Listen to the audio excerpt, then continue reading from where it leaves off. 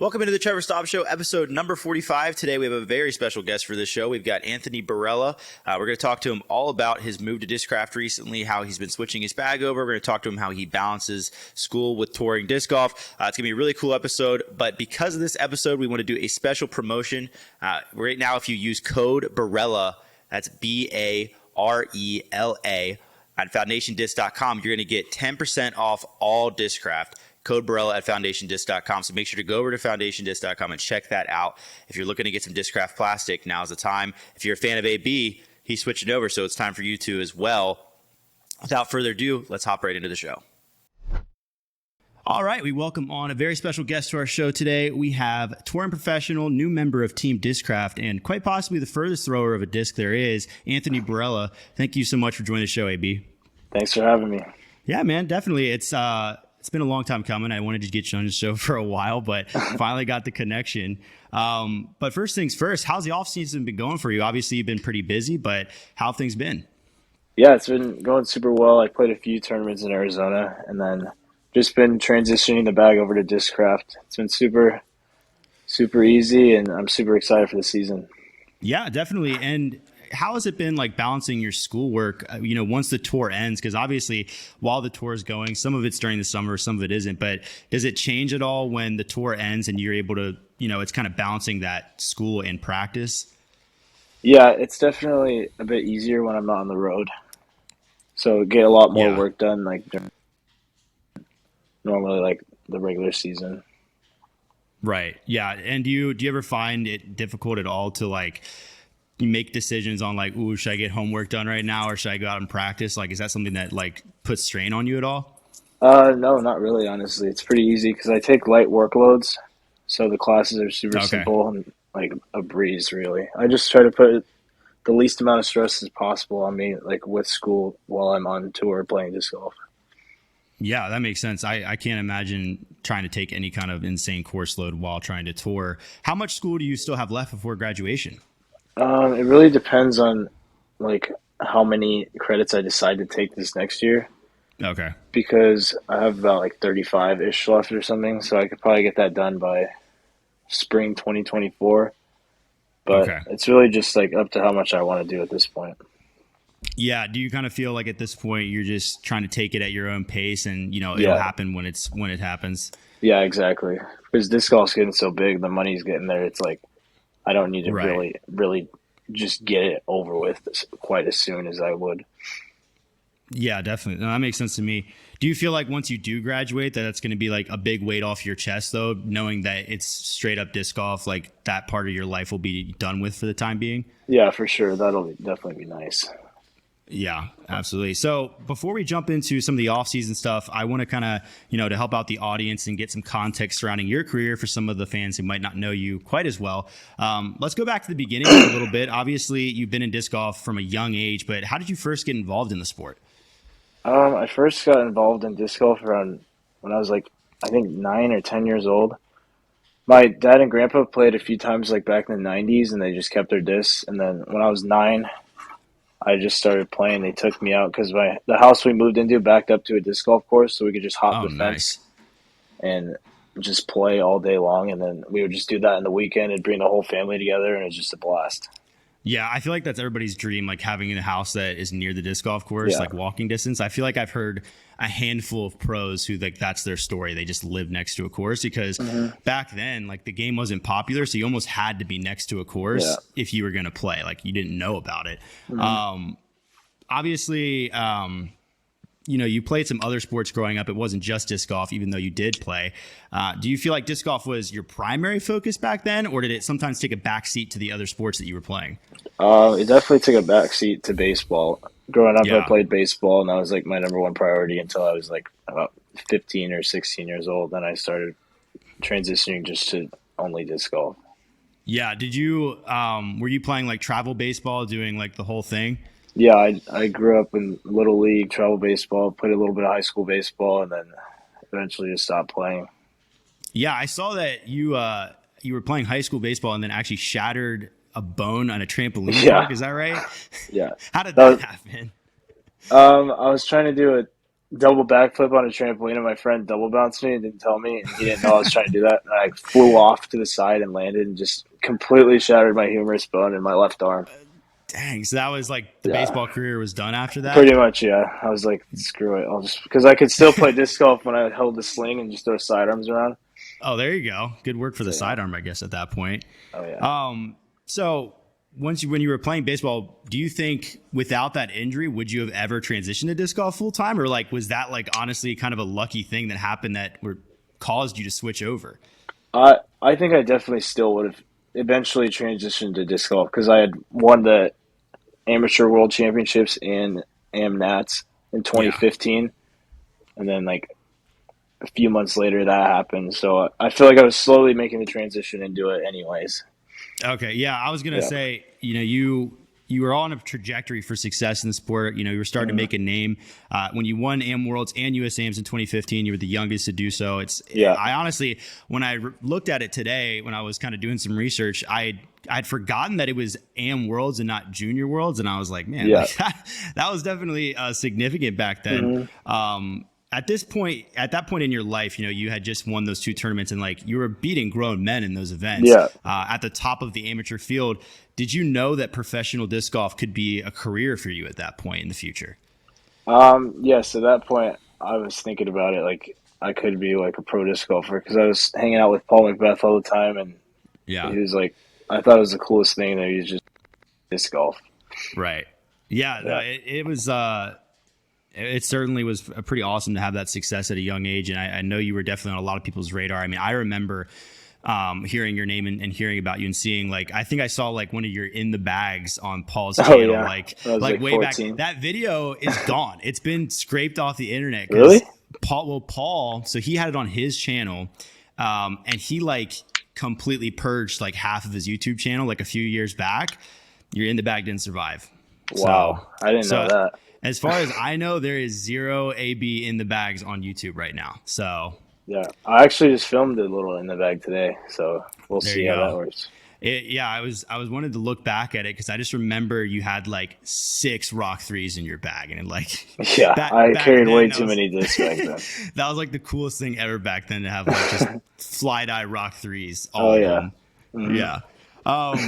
So at that point, you know, you were obviously on that trajectory to be a pro in the sport. You had a lot of success. And you mentioned being around Paul Macbeth. I think a lot of people at that point were comparing you to Paul Macbeth and Yeah. really slotting you to be the next Paul Macbeth. Did you feel Hmm. pressure at that young age, or was it something that you just thought was cool and you were excited about? I was super excited about it, like growing up, but then Yeah, like when I got to like 16 or 17, 18 years old, I was like kind of like it's time for me to like do my own thing and like make a name right. for myself. Yeah. Yeah. Do you feel like that was kind of a struggle at first, trying to almost get out of that, you know, label that had been put on you and try and create your own image in the sport? Yeah, it was definitely a struggle at first, and then once I started growing and getting stronger and started throwing further, I think I grew out of that. Yeah, I was gonna say I think you know, back then even like I think a lot of your form was similar to Paul Yeah. and stuff, but I think your game has changed enough now to, Hmm. you know, a power thrower. And I think that has definitely helped. But obviously, Yeah. you've made success on your own. One thing I want to talk about is, you know, we mentioned you're in school right now. You made that choice to attend college after high school, heading to Arizona State University to study business. At that point in your career, you were considered one of the top young prospects in the sport. Was that a difficult decision to choose furthering your education rather than giving everything to disc golf? Yeah, it was a super tough decision, and it definitely affected my game because 2019 I played like a few tournaments and just didn't play well at all. Yeah. Just didn't have time being in person classes and all that stuff. And Yeah. honestly, COVID like saved my disc golf career in a way because it made me like go out on tour because Right. I Yeah. couldn't do classes in person. So I was just like, all right, I'll go on tour again. Yeah, I didn't even think about that. That Yeah. was certainly huge. Do you Mhm. feel like if you hadn't gone to college that you would be like considerably further in your career, or do you think like with COVID and everything that you're just about where you would have been anyways? I think I would be further in my career if I didn't go to college. Yeah, but at Yeah. this point, you know, you're quite a few years into school now. I know you joined a Yeah. fraternity and had some cool connections there. Do you Hmm. regret it at all, or is college been just a really good experience that you have no regrets about? Yeah, I don't have any regrets about going to college. Yeah, and Not I at mean, all. at this point, almost out of it, and Yeah. you're still obviously on track. So I think that was a cool decision, and I think that there's so many disc golfers that jumped onto tour at that young age, and some people it worked for, some people it didn't, but it never hurts Yeah. to have that fallback for sure. Hmm. So in this off season, other than just like the ability to be able to practice more, because obviously one thing with you and having to do school, like there's always that need to like want to be able to practice a bunch. Is there Yeah. any like specific parts of your game that you really think will elevate you to the next threshold of disc golf? Honestly, like this new, like throwing the buzz is like Yeah, a game changer for me. Honestly, like I haven't had a mid range really. since my whole career because I've just been playing with Innova and rocks. Yeah, And yeah, the buzz is definitely a game changer. I'm super excited to be throwing that on tour. And the new disc, the Venom, is going to yeah. be a big part of my bag. It's my favorite disc right now for sure. Oh, wow. Is that the same Venom that they used to have, or are they bringing it back into No, production? It's a no, new it's one. yeah, completely different. Oh, okay, It's interesting. retooled. Oh, nice. Do they so for the buzz, is that something that you knew you were gonna like you'd messed around with before, or did it kind of surprise you a bit? I haven't really messed around with it at all, honestly. Like I've thrown maybe Adam's Buzz a few times, but not to the degree that I've been throwing them now, like every single day, like really dialing them in, and Yeah. it's super exciting. Does it what is it about the buzz that you like specifically? Is it kind of something that just does something the rock couldn't? Yeah, it just like effortlessly flies further, and I can throw it like on any line I want, and it'll stay true to its flight. Yeah. Are you going to be able to use buzzes, do you think, to replace rocks completely, or are you going to be like messing around with like wasps and stuff that's a little more stable as Uh, well? I've been liking the Malta a lot for those Okay. overstable shots, and then Buzz and Buzz SS. Oh, the Buzz So I I have, think the Buzz yeah, SS is kind of underrated, honestly. I yeah, don't I think a lot of really like people it. Yeah, a lot of people don't realize that the Buzz SS, especially for people with lower arm speeds, obviously not your case, but people with Yeah, lower arm speeds can throw the Buzz SS like guys who throw hard can throw the Buzz, and people forget that a lot. yeah, Yeah, so one of your strengths I want to talk about is certainly your distance. I think a lot of people are looking forward to seeing you throw Discraft plastic. They certainly have some far flying discs in their lineup.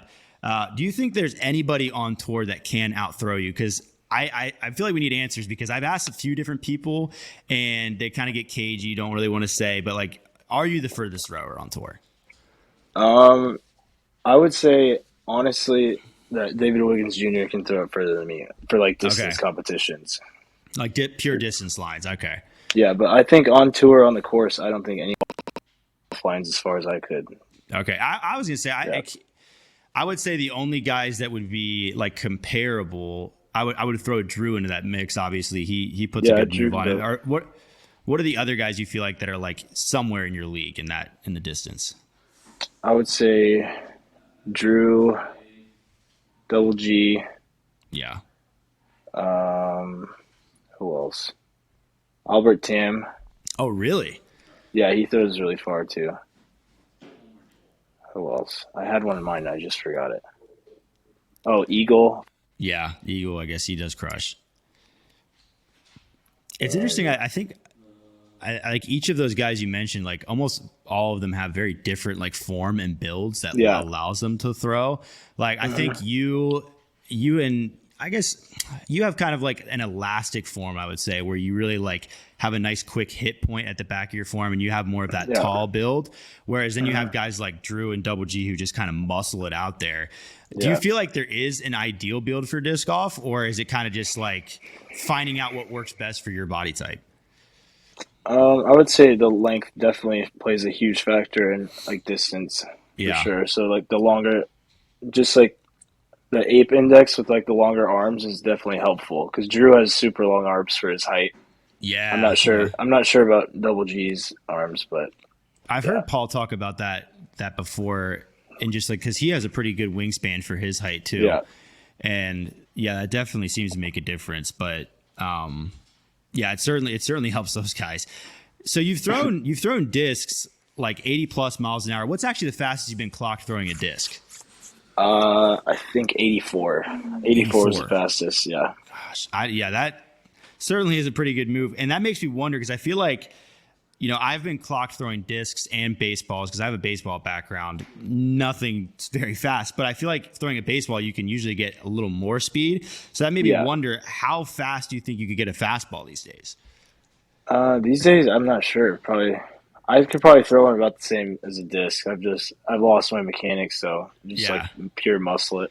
I no don't know touching about a 90s. no, no. In your heyday, do you think, like, what were you throwing as like a young teen throwing a baseball? Oh, I don't even remember. I hit puberty way late, so Oh, really? I didn't have the strength now. Okay, so the arm speed just kind of set in a little bit later then Yeah, for you. yeah, Dang, dude. I wish I had those fast twitch muscles. I've seen some of the guys like I think Austin Hannum. He has the baseball background, yeah. but clearly he obviously played baseball quite a bit longer, which is why he can just chuck it. Yeah. One thing that I was wondering is always puzzled me is you are able to generate a ton of speed in your form and you throw really far, and yet you can still play in ultra boosts and not tear them to shreds. I am like notoriously a toe dragger, and if I try to play in cool shoes, I just rip them up. So I'm forced to play in like the cement blocks that are these trail shoes. What is the secret? What is the secret? Have you always been able to just pivot like that and not rip up shoes? Yeah, I guess I've just gotten super comfortable in Ultra Boost. I've been playing them for like 5 years now, Yeah. and it doesn't even like I don't understand like why people think it's so weird that I can play in them. Like it just feels normal. It's honestly, I mean, I've seen like Ultra Boosts are just a comfy shoe. Like there's Yeah. nothing, and they have pretty good traction. I would say the weirder shoes on tour, like the Vans thing is like kind of weird, but the weirdest one is Calvin in the Fly Knits. Because Yeah. he looks like he sprains his ankle every time he throws. So I Yeah. don't really understand that one. And he But- drags his toe a lot and Oh, just destroys them. so bad. That's what I'm saying. Like if I try and play like a decent shoe, I remember one year in college, I went out and bought a couple pairs of Ultra Boost or something similar, and within like 4 rounds on concrete pads, they were just gone. Like my Yeah. foot was going through them. I guess the difference is like I feel like you have a super high like leg kick, and with your back foot, like you get your foot up in the air Yeah. once you're pivoting, and I can't do it. I'm just dragging it behind every time. But I am very jealous of that because I always see you wearing cool Ultra Boosts, and I'm like, I wish I could wear cool looking shoes on the course. Like it's just not fair. Especially when you had like the ASU colorway ones. I thought those ones were sick. Those ones were sick. So I want to talk about your move to Discraft. Obviously, big news. For starters, you were with Innova for a really long time. I think it was 9 years that you were with Innova. Yeah. 9 Yeah. years. So basically, the beginning of your career. What led you to consider a change after all these years? I mean, it just really made more sense at this time to switch to Discraft. With me and Adam, Adam just bought a new car, like a giant Ford Expedition XL, so we're going to be sweet. touring that together. And I just felt like it would propel both our brands better, and it would push us to be better players if we were both on the same team. Yeah. No, that definitely makes sense. And I think that there's clearly been a model in disc golf for like if you're able to find good touring partners and work together to boost a brand. I mean, Yeah. you saw that with Paul and Sexton a few years back. There's been a few examples. It's definitely beneficial. And I think it's just a smart way to travel, honestly. So what is it? So that obviously that's kind of what attracted you as a Discraft sponsor. And you mentioned this offseason you've been working on switching your bag over. Obviously, when you're throwing Innova molds for so long, you're used to the classic Innova lineup, if you will, Destroyers, T-Birds, AVRs, etc. Have you found it difficult at all to transition to new plastic and molds? No, not at all. I've like been around like Paul, Yuli, and Adam long enough to see what they've been throwing and like know what all the Yeah. good runs of discs are. So as soon as I switched over, I knew exactly what discs to throw and what I needed, and then they hooked me up with a bunch of discs. So the transition was super smooth, and then Bob Julio hooked me up with a bunch of discs, like a bunch of good drivers to go test out. And yeah, it's been a super easy transition, honestly. I have my bag pretty much set for next week. I'm playing wow. an A tier in Arizona, so I'll be playing with these discs. Oh, sweet. Yeah, that'll Yeah. be exciting to see. I think that I've heard that a few times where like players are switching, and it's huge when you have pros on the team that have done the Hmm. switch recently, and especially when you have pros that have thrown the Innova stuff too, so like they know what the comparisons are. One thing I was curious about though is like when you were replacing your bag, were you directly trying to like fill in slots like, okay, I need this to be my destroyer, this to be that, or are you kind of just going from scratch, like seeing what happened? I really just went completely from scratch. Like I carried way less discs last year, but this year I have a few more extra. I'm sure that'll fiddle out eventually. Yeah. But I just built it straight from scratch and like just thought, okay, I need something flippy to overstable mids, flippy to overstable fairway, and then so on with everything, just completely from scratch. Yeah. Did you, when you were kind of in that process, did you find any new shots that you feel like because of a disc you found you'll kind of add to your game? Yes, I did find a few new shots, like a force over flex. Like I never really threw shots like that, Yeah. and then the buzz, of course. So it definitely opened up like new parts of my game that I didn't even know I had. Yeah. I think that's a cool part of transitioning to a new sponsor after such a long time. Do you feel that like since you were with Innovers for so long, throwing those same discs, when you made that switch, was there a sense of like almost a breath of fresh air, like an excitement to just try new plastic? Oh yeah, it was super exciting to just get these boxes every single day, and it Yeah. pushed me to like just want to do field work all day. Like I was out there for 8 hours a day, just chucking discs all day long. Yeah, that's awesome. Like getting that excitement back because like you get to a point where it's like I'm sure it was like there's another destroyer to throw in the bag. Like it does get stale after Yeah. a while. Like the discs are Hmm. great, but it's always fun to have that change and like it really gets. I feel like it probably gets you really excited about tour. Yeah, it definitely sparked up my competitive spirit again. So I'm super Yeah, excited for this season. I already want to get out there and start playing. that's awesome. Is there? So I would say what molds are you most excited about this year? You mentioned the Buzz and the Venom. Are there any other ones that are like really jumping out at you? The Buzz, Venom, yeah, I've been throwing that a lot. And then Nukes, of course, they go super Yeah, far. And then the Raptor, the Captain's Raptor, it's probably like yeah. will be like my most sidearm disc for sure. Yeah. Do you feel like the nuke I feel like is such a far flying disc? Like there are Yeah, so many discs that claim to be 13, 14 speeds, but the nuke is one of the few distance drivers I've thrown where I feel like it's noticeably further. Do you think that yeah, it's gonna like add a new layer to your distance game having that in your bag? yeah. I think so because the Nukes definitely push further than discs I've thrown in the past. Yeah. I would agree. I think nukes just have like an extra gear to them, honestly. Yeah. So looking forward, to the 2023 season with your new sponsor and with that new excitement, are there any specific goals you're setting for yourself this year, or are you kind of just taking things one event at a time? I'm just gonna take it one event at a time because in the past I've like set goals and yeah, this year just gonna take it slow and just focus on focusing pretty much during tournaments because I've Yeah. been in the past I've just let my head just air out, but this year I'm gonna come in with a completely new mindset with new discs, so it's like almost a fresh start for me. Yeah, that's cool. That's a great way to get a new start to your career and Yeah. really rejuvenate things. Are there any certain events that you have circled on your calendar as ones that you really want this year, or feel like you have a great chance to win, or is it kind of just a balanced schedule for you? I'm really excited for OTV and Large Stone. Yeah, Those are like two of my favorites. And then I'm excited for the Preserve too because I had to miss that last year. right. Yep. Yeah, Yeah, definitely. and I really like that tournament. I feel like OTB definitely suits your game. I feel like that Yeah. could be a good one for sure. So last question before I let you go. I am hoping to get out to Arizona soon to check out the disc golf scene out there. So I was Yep. wanted to get from an Arizona native power ranking top 3 courses in Arizona. Top three courses in Arizona, I would say. Let's see. In the Valley, I would say Vista and Fountain, of course. Yeah, the iconic ones. And then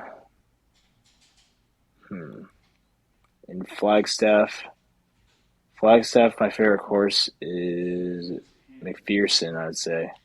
McPherson. Okay. Yeah. Okay, it's definitely. I'll have to. I know obviously There's one Fountain Hills and more. Vista. There's one more course that's the best course in Arizona. Like I'm completely spacing on the name right now. Okay, It's in all right. northern Arizona, but Pete Ulery designed it. Okay, I think it's Wilderness Ranch. That's what it's called. Wilderness Ranch. That's the best Okay, course in Arizona for sure. that's the best one in all of Arizona. Yeah, Okay, I'll have to write those down for sure because Arizona is one place that I am hoping to get to soon to check out because the disc golf looks pretty sweet out there. yeah. I did my first disc golf like out in the desert this past year at Vegas, and like it's a whole different ball game on the West Coast. Yeah, Honestly, the amount of skips I was getting off of drivers was really shocking me. yeah. The dead grass really lets you throw it further. Would you say it honestly does? You get a lot of that forward skip carry. Would you say you prefer West Coast golf to East Coast golf? Um, no, I don't. Actually, I don't know. I mean, every West Coast has their good golf. Like Northwest has like all those courses in Oregon, which are nice. Yeah, East Coast has a bunch of courses, and then my favorite course is actually Northwoods Black at Ledgestone. that's your favorite course. Yeah, Wow, I don't hear love that it. often. What is it I about? I love it. mean, I've seen some of the lines you've been able to accomplish there, but what is it Yeah, about that course that makes it your favorite? I feel like a lot of players hate it. I just think it's like one of the hardest courses where you have to be able to throw far and accurately to play well, and it's. I think it's super fair, Yeah. honestly. I mean, it is a type of course where if you're hitting the line, you're not going to be Yeah, punished. So I can get behind that. I definitely agree. Um, yeah, well, anyways, thank you so much for popping on the show tonight, yeah. Anthony. It was great hearing from you, and I certainly am looking forward to seeing the 2023 season with Discraft on your back and seeing what you could accomplish this year. Yep. Thanks for having me. I appreciate it. All right, thanks once again to AB for joining the show today. It was really cool getting to talk to him. Sounds like he's super excited about his move to Discraft. And if you're excited about Discraft, once again, make sure to go to foundationdisc.com, use code Barela, and you can get 10% off all Discraft on our site. So make sure to go to foundationdisc.com and check that out. Other than that, we'll be back next week with another great guest, and we'll see you then.